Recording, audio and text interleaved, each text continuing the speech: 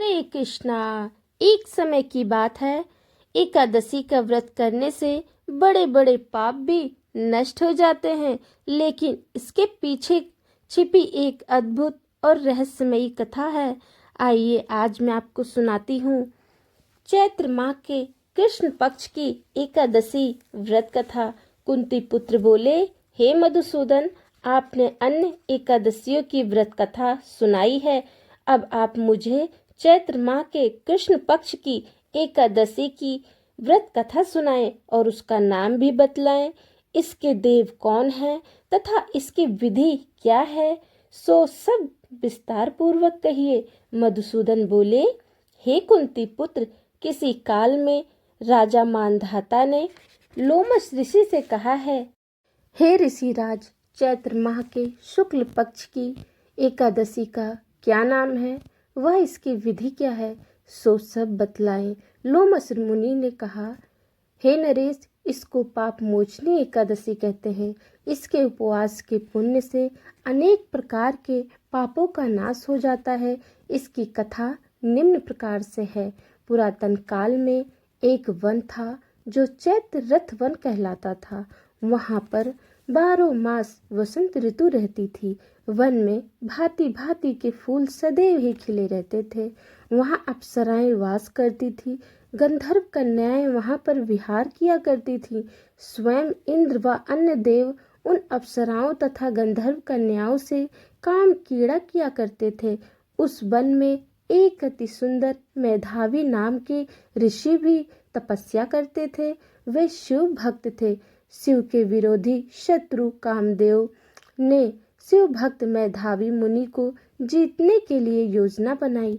एक दिन मंजू घोषा नामक की एक अप्सरा मेधावी मुनि देह सुंदरता पर मोहित हो उनके करीब आकर ऋषि को आकर्षित करने के लिए सितार बजाकर मधुर स्वर में गाने लगी।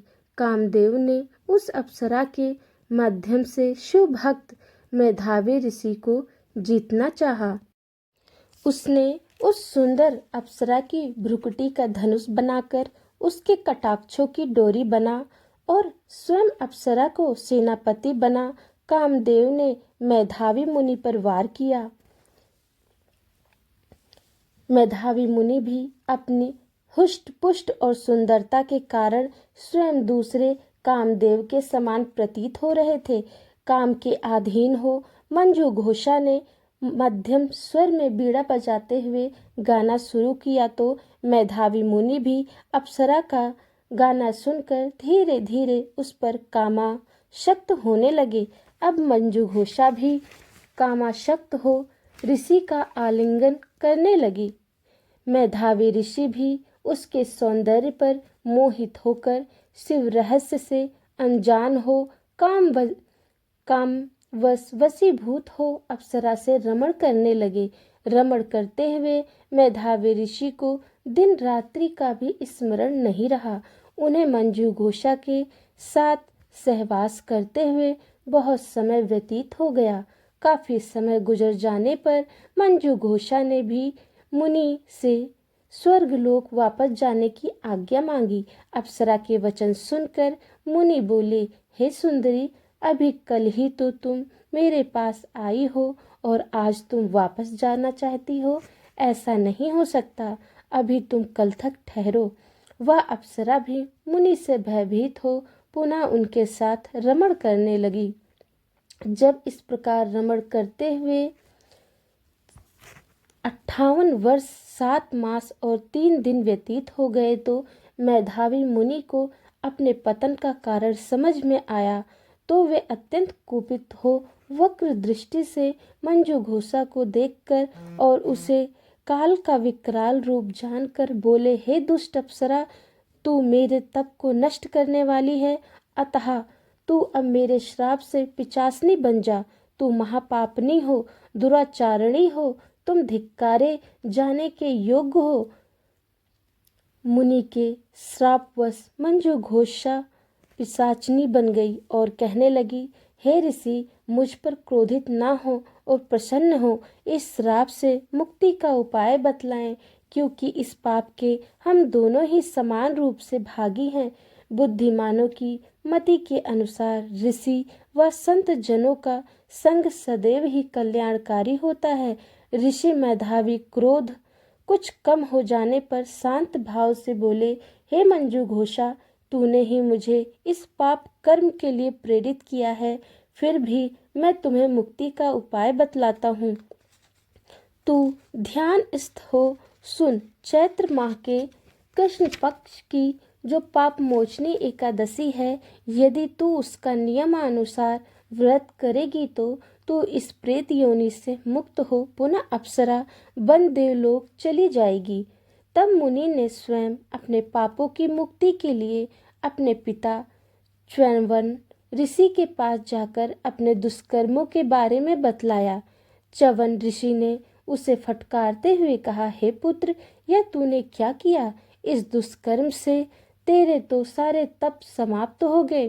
पुत्र होने के कारण मैं तुझे मुक्ति का उपाय बतलाता हूँ।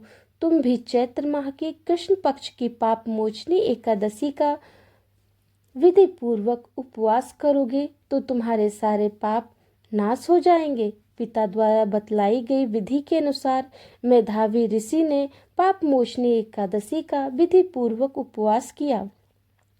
उपवास करने से मेधावी मुनि को किए गए पाप से पूरी तरह से मुक्ति मिल गई। मंजू घोषा अप्सरा भी पाप मोचनी एकादशी उपवास के पुण्य प्रभाव से पिशाचने की देह से छूट गई और सुंदर देह धारण कर देवलोक चली गई। लोमश ऋषि ने कहा, हे नरेश, पाप मोचनी एकादशी उपवास के पुण्य प्रभाव से समस्त पापों का विनाश हो जाता है। इसके कथन एवं श्रवण से 1000 गोदान के समक्ष फल मिलता है। इसका उपवास करने वालों को ब्रह्म हत्या, स्वर्ण चोरी, मदपान, पर नारी गमन आदि जैसे भयंकर पापों से मुक्ति मिलती है और मरणोपरांत परम धाम प्राप्त होता है। यही है प्यारे भक्तों पाप मोचनी एकादशी की पवित्र कथा, जो हमें सिखाती है कि सच्चे मन से किया गया व्रत हमारे जीवन के पापों को भी नष्ट कर देता है और भगवान विष्णु की कृपा अवश्य प्राप्त होती है। अगर आपको यह दिव्य कथा अच्छी लगी हो तो मेरे चैनल दिव्य प्रेरणा कथा को सब्सक्राइब करें, लाइक करें और शेयर ज़रूर करें और मुझे प्रेरित करने के लिए एक प्यारा सा कमेंट ज़रूर लिखें। जय श्री हरि विष्णु।